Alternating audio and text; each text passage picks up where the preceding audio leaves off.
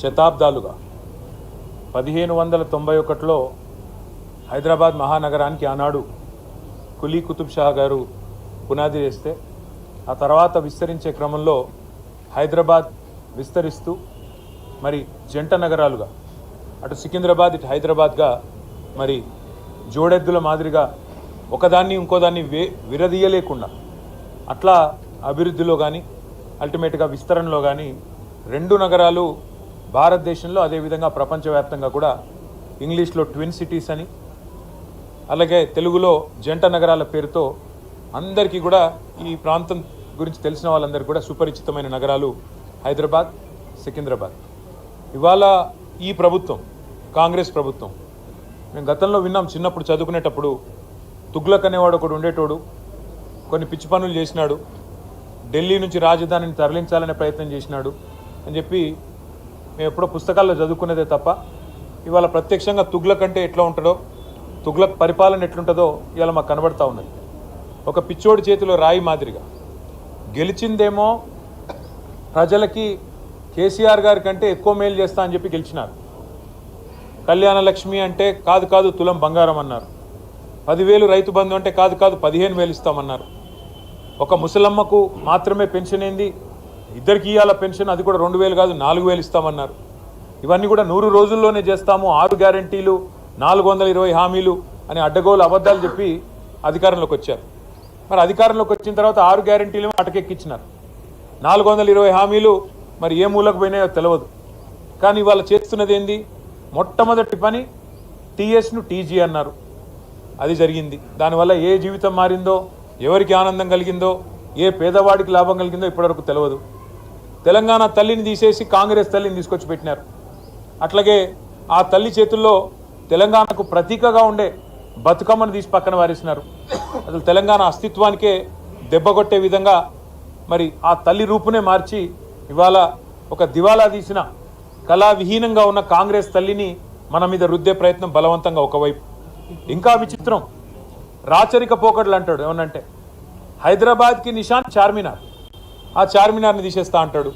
ఏది, మన తెలంగాణ రాజముద్ర నుండి.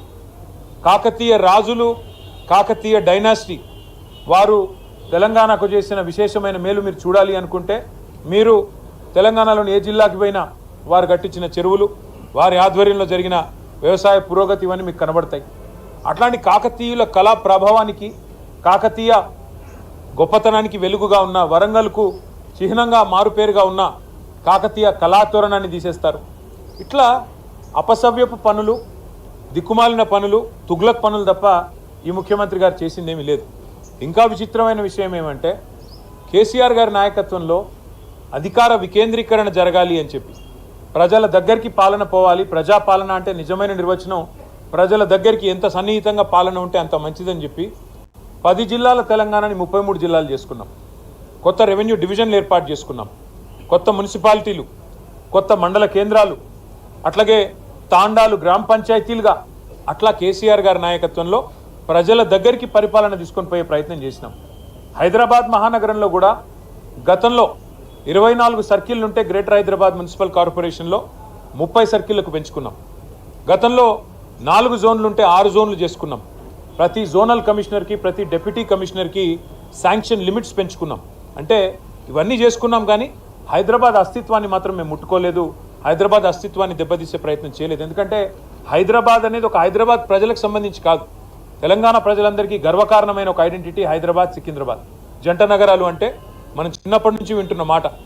అట్లాంటిది ఇవాళ ఈ తుగ్లక్ ముఖ్యమంత్రి ఆయన తీసుకున్న ఒక నిర్ణయం వల్ల సికింద్రాబాద్కు ఒక ఐడెంటిటీ అనేది లేకుండా, ఒక అస్తిత్వం అనేది లేకుండా సికింద్రాబాద్ని శాశ్వతంగా చరిత్ర పుటలకి మరి పరిమితం చేసే విధంగా ఈ ముఖ్యమంత్రి, ఈ ప్రభుత్వం తీసుకున్న ఒక నిర్ణయాన్ని వ్యతిరేకిస్తూ, ఒక రాజకీయ పార్టీ కాదు, సికింద్రాబాద్లోని అన్ని వర్గాల ప్రజలు ఒకటై, దానిలో అక్కడ ఉన్న ప్రజాప్రతినిధులంతా మా వాళ్ళు. సికింద్రాబాద్ ఎమ్మెల్యేగా పద్మారావు గారు ఉన్నారు, సనత్ నగర్కి శ్రీనివాస్ యాదవ్ గారు ఉన్నారు, అట్లాగే మరి మా నాయకులందరూ ఎమ్మెల్యేలు ఎమ్మెల్సీలు ఉన్నారు. వారందరినీ కూడా వారు ఆహ్వానించారు. సికింద్రాబాద్కు సంబంధించిన పుర ప్రముఖులు, సికింద్రాబాద్కు సంబంధించిన మరి సికింద్రాబాద్ ప్రేమికులు వారు ఆహ్వానించి సికింద్రాబాద్ అస్తిత్వాన్ని మేము పుట్టిందాడినే మరి ఇక్కడ పుట్టిన బిడ్డలుగా మరి మీరు కదా కాపాడాలి, ఈ ప్రభుత్వం తుగ్లక్ పనులు చేస్తుంటే మీరేం చెయ్యరా అని వారు మీటింగులు పెట్టి పిలిస్తే మేము మా పార్టీగా పోయి చెప్పినాము. ఏం చెప్పాము? ఈ జంట నగరాలు జోడెద్దులు, ఈ జంట నగరాలకు స్పెషల్ ఐడెంటిటీ ఉన్నది. లష్కర్ అంటారు, పట్నం అంటారు. ఇట్లాంటి అస్తిత్వాన్ని దెబ్బతీయకండి, అనవసరంగా తుగ్లక్ పనులు చేయకండి. మీకు అధికారం ఇచ్చింది 6 గ్యారంటీలు అమలు చేయమని, మీకు అధికారం ఇచ్చింది 420 హామీలు ఏవైతే మీరు చెప్పారో అమలు చేయమని, మీకు అధికారం ఇచ్చింది బీసీలకు 1,00,000 కోట్లు పెడతామని మీరు చెప్తే దాన్ని నమ్మించినారు. మీకు అధికారం ఇచ్చింది ఎస్సీలకు ఎస్టీలకు కేసీఆర్ గారు 10 లక్షలు ఇస్తున్నాడు దళిత బంధు, నేను 12 లక్షలు ఇస్తానంటే నమ్మి మీకు ఇచ్చారు. మరి 2 ఏళ్ళు అయింది.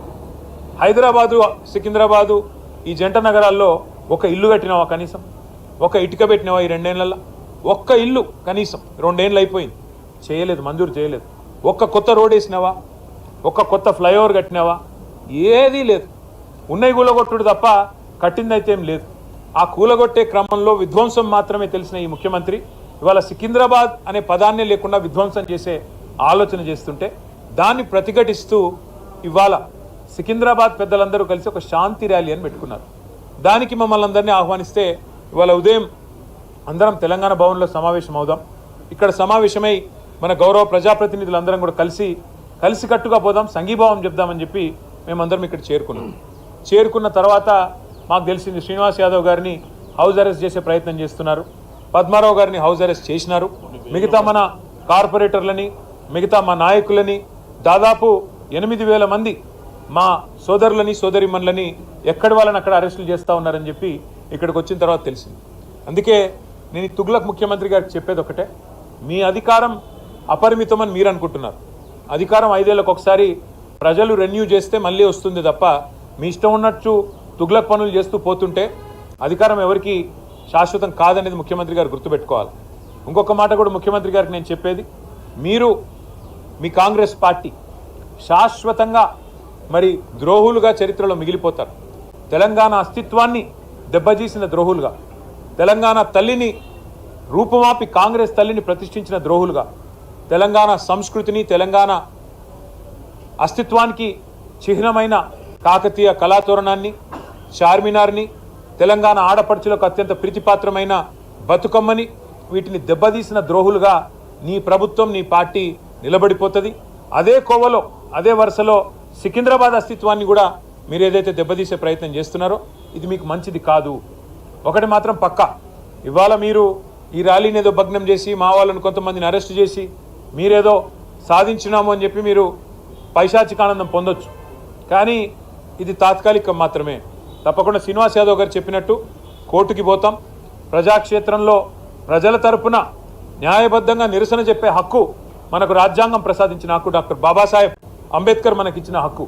అట్లాంటి హక్కును ఈ జనవరి మాసంలో జనవరి 26న అయితే మనం రిపబ్లిక్ డేగా జరుపుకుంటామో, మరి రిపబ్లిక్ డేకి 10 రోజుల ముందు మరి రాహుల్ గాంధీ గారు పెద్ద పోజులు కొడతా ఉంటాడు కాన్స్టిట్యూషన్ పట్టుకొని, ఇగో మేము కాన్స్టిట్యూషన్ సంరక్షకులము రాజ్యాంగ రక్షకులం అని చెప్తాడు. ఇదేనా మీరు రక్షించే పద్ధతి? ఒక శాంతి ర్యాలీని భగ్నం చేసి ప్రజలకు నిరసన చెప్పే హక్కు లేకుండా చేసి ఎక్కడి వాళ్ళని అక్కడ అరెస్టు చేసి ఇదా మీరు చేసే రాజ్యాంగ రక్షణ నేను అడుగుతా ఉన్నా.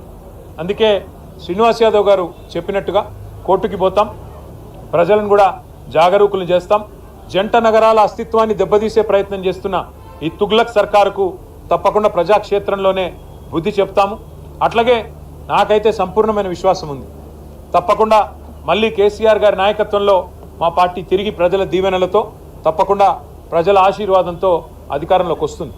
గతంలో మేము రాజశేఖర రెడ్డి గారి ప్రభుత్వం ఎంసీహెచ్ను జిహెచ్ఎంసీ చేస్తే మేమేం వ్యతిరేకించలేదు.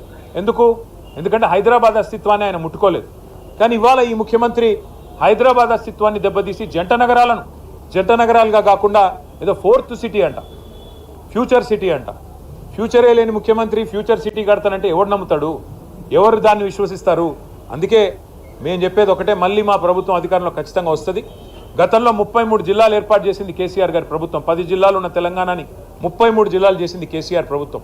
ఒకవేళ సికింద్రాబాద్ ప్రజల మనోభిష్టమే అయితే, సికింద్రాబాద్ ప్రజల మనోభిష్టం సికింద్రాబాద్ జిల్లా కావాలన్నదే ఉంటే తప్పకుండా మరొక జిల్లాగా సికింద్రాబాద్ని కూడా ఏర్పాటు చేసే దిశగా మా ప్రభుత్వం వచ్చిన తర్వాత ఆలోచన చేస్తాం. ఈ ముఖ్యమంత్రి గారు ఉన్న జిల్లాలు తీసేస్తా అంటున్నాడు. ఆయన కోపం ఏందో ఆయన బాధ ఏందో మాకైతే అర్థం కావట్లేదు. ఎవడైనా తెలివైన ముఖ్యమంత్రి 2016లో జిల్లాలు ఏర్పడితే 10 ఏళ్ల తర్వాత జిల్లాలు సెటిల్ అయ్యి కలెక్టర్లు కూర్చొని ప్రజలు అలవాటు పడి ప్రజలు కరీంనగర్ పోయే వాళ్ళు సిరిసిల్లలోనే పని చేసుకుంటుంటే మహబూబ్ నగర్ పోయే వాళ్ళు గద్వాలలోనే కలెక్టర్ గారిని కలుస్తుంటే నీకొచ్చిన నొప్పి ఏంది నేను అడుగుతా ఉన్నా. 33 జిల్లాల్లో 33 కలెక్టరేట్లు కట్టుకున్నాం. ఒక్కో కలెక్టరేట్ మీ మంత్రి కోమటిరెడ్డి వెంకటరెడ్డి చెప్పిండు, మేము చెప్పడం కాదు. ఇలాంటి కలెక్టరేటు ఏదైతే ఇక్కడ ఉన్నదో భువనగిరి కలెక్టరేట్ చూసినాక కోమటిరెడ్డి వెంకటరెడ్డి ఆనాడు ఎంపీగా చెప్పినాడు కొన్ని రాష్ట్రాల్లో సెక్రటేరియట్లు కూడా ఉండే ఇట్లా అని చెప్పినాడు. గంత అద్భుతంగా సెక్రటేరియట్ కంటే కూడా తలదన్నే విధంగా కలెక్టరేట్లు కట్టి ప్రజల దగ్గరికి పాలన తెచ్చి ప్రజల మనోభావాలను గౌరవిస్తే ఈ ముఖ్యమంత్రికి వచ్చిన ఇబ్బంది ఏంది, ఈ ప్రభుత్వానికి వచ్చిన ఇబ్బంది ఏందని మేము అడుగుతా ఉన్నాం. అట్లాగే అవసరమైతే సికింద్రాబాద్ను జిల్లా చేసే దిశగా ఆలోచన చేయాలి కానీ సికింద్రాబాద్ ప్రజల